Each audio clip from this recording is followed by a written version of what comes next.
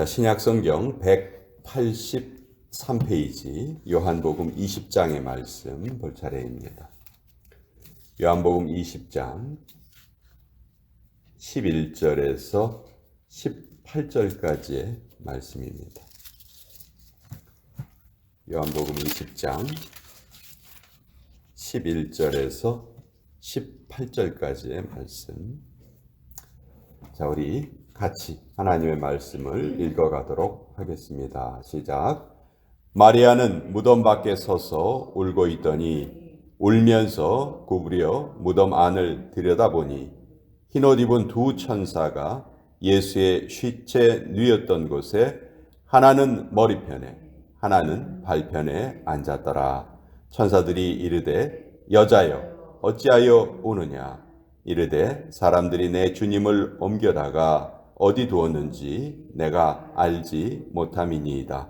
이 말을 하고 뒤로 돌이켜 예수께서 서 계신 것을 보았으나 예수이신 줄은 알지 못하더라. 예수께서 이르시되 여자여 어찌하여 울며 누구를 찾느냐 하시니 마리아는 그가 동산지기인 줄 알고 이르되 주여 당신이 옮겼거든 어디 두었는지 내게 이르소서. 그리하면 내가 가져가리이다. 예수께서 마리아야 하시거늘 마리아가 돌이켜 히브리 말로 라보니 하니 이는 선생님이라는 말이라. 예수께서 이르시되 나를 붙들지 말라. 내가 아직 아버지께로 올라가지 아니하였노라. 너는 내 형제들에게 가서 이르되 내가 내 아버지 곧 너희 아버지 내 하나님 곧 너희 하나님께로 올라간다 하라 하시니 막달라 마리아가 가서 제자들에게 내가 주를 보았다 하고 또 주께서 자기에게 이렇게 말씀하셨다 이르니라. 하나님의 말씀입니다. 아멘. 우리가 재판을 할 때 판결을 위해서 가장 중요한 것이 무엇일까요? 아마도 사건을 목격한 증인이나 사건에 관련된 증거일 것입니다. 결정적인 증거나 증인이 있다면 재판장이 아주 쉽게 또 분명하게 판결을 내릴 수 있을 겁니다. 예수님의 부활에도 아주 중요한 증인들이 있는데요. 오늘 요한복음 20장에는 그 증인들의 이야기가 기록되어 있습니다. 예수님의 부활을 제일 먼저 목격한 사람이 막달라 마리아입니다. 이 막달라 마리아는 1절에 보면 이렇게 되어 있죠. 안식 후 첫날 일찍이 아직 어두울 때에 막달라 마리아가 무덤에 와서 돌이 무덤에서 옮겨진 것을 보았다. 자, 안식 후 첫날, 그러니까 주일이죠. 주일날 일찍이 아주 어두울 때에 여자 혼자서 무덤에 찾아간 거예요. 정말 쉽지 않은 일이죠. 뭐 얼마나 무서웠겠습니까? 그렇지만 그 예수님을 평소에 너무너무 가까이서 따랐고 막달라 마리아는 7귀신에 들렸다가 예수님께 고침받은 그런 사람이죠. 용서받은 것이 클수록 그 용서에 대한 기쁨은 더 크고요. 또 감사가 더 크겠죠. 그래서 막달라 마리아는 그 이후에 예수님과 예수님 일행을 아주 정성껏 섬겼고 또 성경의 기록에 보면 예수님께서 십자가에 매달려 돌아가실 때에도 다른 제자들 다 그 자리에 없었어요. 그러나 막달라 마리아가 끝까지 그 예수님의 십자가 옆에서 예수님이 돌아가시는 모습을 다 지켜보았던 여자가 바로 이 막달라 마리아입니다. 그 막달라 마리아가 찾아갔을 때 예수님이 이미 부활하신 이후였어요. 그걸 우리가 어떻게 알 수 있냐면 돌이 무덤에서 옮겨져 있었던 거죠. 자, 여기 무덤에 보통 그 유대인들의 무덤이 이제 굴을 만들고 그 굴을 대대로 가족묘로 사용을 합니다. 그 유대인의 장례법은 보통 그 사람이 죽으면 바로 당일날 아니면 늦어도 그 다음날 시신을 장례를 치러요. 근데 그 장례는 일종의 그러니까 장례를 2번 치르는데 시신이 죽자마자 부패해지기 전에 장례를 치르고요. 진짜 장례는 1년 후에 치르게 됩니다. 사람이 죽고 1년 후에. 왜냐하면 그 1년 후가 되면은 그 육신이 다 부패해서 뼈만 남게 되거든요. 그럼 그 유골 중에서 몇 가지 중요한 유골을 추려서 그거를 그 굴 속에 갖다 넣는 거예요. 이런 박스에다가 그 뼈를 담아서 차곡차곡 쌓아놓게 됩니다. 그러니까 그 굴이 보통 그 굴 속에 들어가면은 수십 명의 그 유골이 쌓이게 되는 것이죠. 그리고 그 굴은 누구나 아무나 출입할 수 있도록 항상 그 입구가 열려 있어요. 그런데 예수님의 무덤은 예외였습니다. 돌로 막아놨어요. 왜 막아놨죠? 예수님이 돌아가시기 이전부터 이미 예수님이 부활하실 것이다 하는 그런 소문이 돌았기 때문에 실제로 만약 시신이 없어지면 사람들이 예수님 부활하셨구나 이렇게 믿을까봐 빌라도가 그 굴을 큰 돌로 막고 그것도 부족해서 로마 병사들이 지키도록 그렇게 했죠. 근데 예수님이 부활하셨을 때 아무도 그것을 저지하지 못했다는 것입니다. 자, 마리아는 돌도 옮겨져 있고 예수님의 시신도 없고, 그러니까 마리아가 처음에 든 생각은 무엇이었을까요? 누군가 예수님의 시신을 옮겨갔구나, 훔쳐갔구나, 그런 생각이 먼저 들었어요.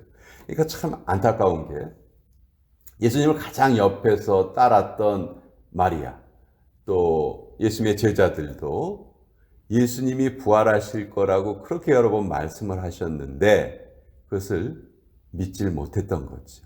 예수님이 부활하신 그 이후에도 그것을 제대로 알지 못합니다.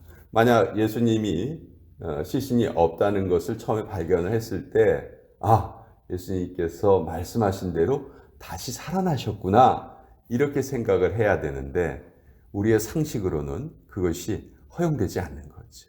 아무도 그 이전에 부활을 경험한 사람들이 없었기 때문에 그저 사람이 죽으면 그것으로 끝나는 줄 알았던 것이죠. 그런데 이제 12절에 보면 흰옷 입은 2 천사가 마리아에게 예수님께서 살아나셨다 이렇게 말씀을 하시고요. 예수님이 또 직접 나타나세요. 15절에 보면 여자여 어찌하여 울며 누구를 찾느냐. 자, 예수님이 이렇게 말씀하신데도 마리아는 그가 동산지기인 줄 알았다. 자, 예수님을 가장 옆에서 가까이 따랐던 마리아가 왜 예수님의 부활하신 모습을 못 알아봤을까요? 예수님의 부활하신 모습이 돌아가시기 전의 모습과 달랐기 때문이죠. 이거는 엠마오로 가는 2 제자도 예수님 바로 옆에서 동행하셨지만 처음에 예수님을 못 알아보죠. 예수님의 모습이 달랐다는 거예요. 제가 언젠가 설교를 드린 적이 있었는데 예수님의 부활체가 이미 그러니까 우리가 가지고 있는 이 몸과 연속성도 있고 또 비연속성도 있다. 우리가 가진 몸하고 같은 부분은 식사를 하신다든지 이런 부분은 똑같은 속성을 가지고 계시지만 벽을 통과하신다든지 아니면 가까이 있었던 제자들도 예수님을 못 알아봤다든지 하는 그런 부분은 비연속성이라는 것이죠. 그런데 그 비연속성을 어떻게 알게 되냐, 어떻게 깨닫게 되느냐. 18절에 예수께서 마리아야 이렇게 부르십니다. 마리아야 부르시니까 이제 그 말씀을 듣고 평소에 예수님께서 마리아를 부를 때 쓰셨던 그 호칭이죠. 마리아야. 그러니 마리아가 그 말을 듣자마자 이제 히브리 말로 라보니, 랍비라는 말이죠. 라보니, 선생님 그런 뜻이에요. 이제 그제서야 마리아가 예수님이 이분이 바로 부활하신 예수님이시구나 하는 것을 깨닫게 됩니다. 그때 예수님께서 어떤 사명을 주시냐 하면 내 형제들에게 가서 내가 내 아버지 곧 너희 아버지 내 하나님 곧 너희 하나님께로 올라간다 하라 하셨다. 예. 여러분 이 부분이 참 중요한 말씀인데요. 예수님이 내가 내 아버지 내 하나님께 올라간다 이렇게 말씀하시지 않고 내가 내 아버지 곧 너희 아버지 내 하나님 곧 너희 하나님 이렇게 특별한 말을 붙이시죠. 예수님이 부활하신 그 이후로 예수님이 우리의 죄를 다 담당해 주신 이후로 이제 우리 인간과 하나님 사이의 장벽이 무너졌다는 것을 이 말씀으로 이제 표현해 주신 거예요. 그 이전에는 우리가 하나님께 가까이 가고 싶어도 가까이 갈 수가 없었죠. 죄 문제가 해결되지 못했기 때문에.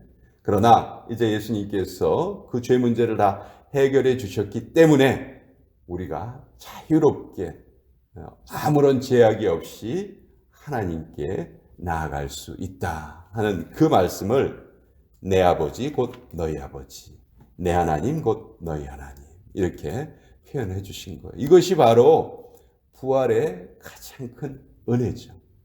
그러니까 우리 기독교의 가장 중요한 두 가지 진리를 십자가와 부활로 우리가 설명을 하는데 십자가는 죄의 문제가 해결이 된 현장이고요. 부활은 하나님과의 연합이 다시 이루어지게 된 그것이 바로 부활의 은혜죠. 그래서 요약을 하면 우리는 예수님의 은혜로 죄 문제가 해결되고 하나님과 다시 연합하게 되었다. 이것이 우리가 믿는 이 믿음의 도의 가장 중요한 요점이에요. 이것이 바로 복음이고 이것이 바로 우리에게 주어진 은혜라는 것이죠. 그러나 예수님께서 부활하신 그 아침은 우리가 보통 어떻게 생각하냐면 가장 밝고 찬란했을 것이다. 우리 부활절 때 이렇게 어떤 그림 같은 거 보면 무덤에서 빛이 쫙 나오고 그런 그림 많이 이제 시각적으로 활용을 하는데 사실은 그렇지 않아요. 가장 어두울 때 예수님께서 부활하신 거예요. 동트기 전에 예수님이 부활하셨죠. 또 그 예수님이 부활하신 것을 가장 예수님과 가까이 있었던 12 제자들 또 막달라 마리아 이런 분들이 그 부활을 감히 상상도 못했어요.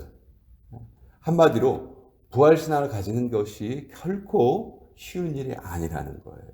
그러나 예수님께서는 이들이 그 부활신앙을 가지고 그 당시에는 부활신앙을 가지고 있지 못했지만 그들을 책망하지 않으시고 그들이 부활하신 예수님을 스스로 깨닫게 될 때까지 기다려 주셨어요.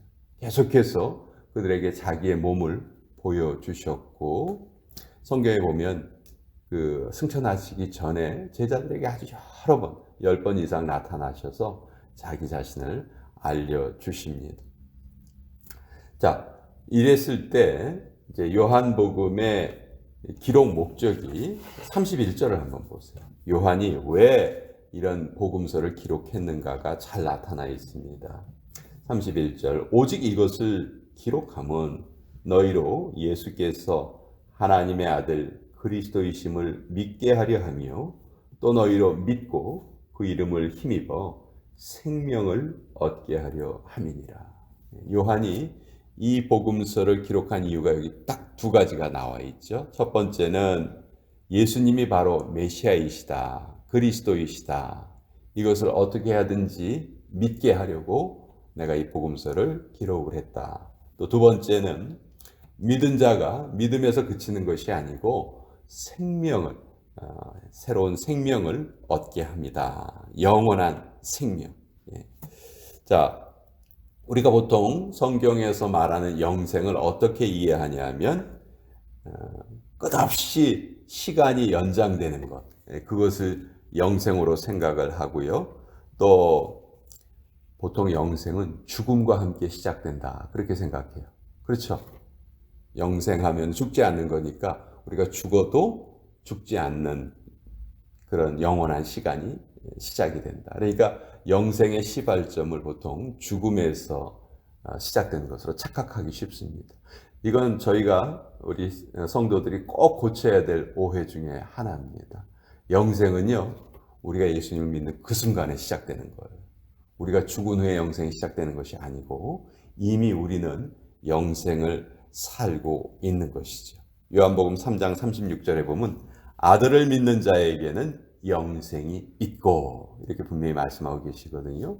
그러니까 우리가 지금 영생의 현장을 살고 있는 것이고 내가 지금 영생을 살고 있는 거예요. 이것이 아주 중요한 것인데 영생의 초점이 미래가 아니라는 것이죠. 영생의 초점은 바로 지금이라는 거예요. 현재. 그러니까 오늘 우리가 이 땅을 왜 살아야 됩니까? 오늘 우리가 이 땅에 사는 것은 오늘도 착한 일을 하기 위해서 사는 거예요. 하나님께서 기뻐하시는 일 하기 위해서 사는 거예요. 그거 바로 오늘 하기 위해서 우리가 오늘을 사는 거예요. 그 나중에 우리 죽은 다음에 천국에 가서 착한 일을 하는 게 아니고요. 바로 오늘 이 순간 우리가 그것을 하는 것이죠. 이게 우리 삶의 목적이에요. 이것을 알고 사는 사람과 모르고 사는 사람은 정말 천지 차이입니다. 내가 오늘 하루를 사는데 선한 일을 하기 위해서. 왜? 나는 이미 영생을 살고 있기 때문에. 영생이 내 삶의 현장이기 때문에. 내가 죽은 후에 시작되는 것이 영생이 아니기 때문에. 우리가 죽은 후에 시작되는 것을 영생으로 오해하면요. 자꾸 모든 일을 뒤로 미루게 돼요. 나중에 그때 하지 뭐 그때. 그게 아니라는 것이죠. 영생은 현재입니다. 예수님을 믿는 자는 이미 영생이 시작된 거예요. 그러니까 우리는 그 진리를 알고 오늘 하루를 사는 거예요. 오늘 하루가 아니면 우리가 하나님이 기뻐하시는 선한 일을 할 수 있는 시간이 없는 것이죠. 그렇죠? 그 시간이 또 하루 줄어드는 거예요. 오늘 안 하면. 근데 오늘 내가 그 일을 위해서 이 세상을 살고 그것이 내 삶의 목적이다. 그렇게 생각하면 정말 우리의 삶은 달라집니다. 모든 주변을 바라보는 시각이 달라져요. 내가 어떻게 도움이 될 수 있을까? 내가 어떻게 해야 하나님이 조금이라도 기뻐하실 수 있을까? 그걸 생각하면서 살면 아무리 삶의 비극의 현장에서도 우리가 할 일이 있고요. 아무리 어려운 상황에서도 우리가 할 일이 있는 것입니다. 그래서 우리 신앙을 가지고 있다는 것은, 신앙을 가지고 산다는 것은 가장 적극적으로 사는 것이고 가장 열심히 사는 것이고 가장 가치 있는 일을 위해서 사는 거예요. 그것이 우리 부활의 예수님을 만난 우리들이 누리는 삶의 지혜고 삶의 기쁨이다. 오늘 이 말씀 또 같이 나누어 보았습니다.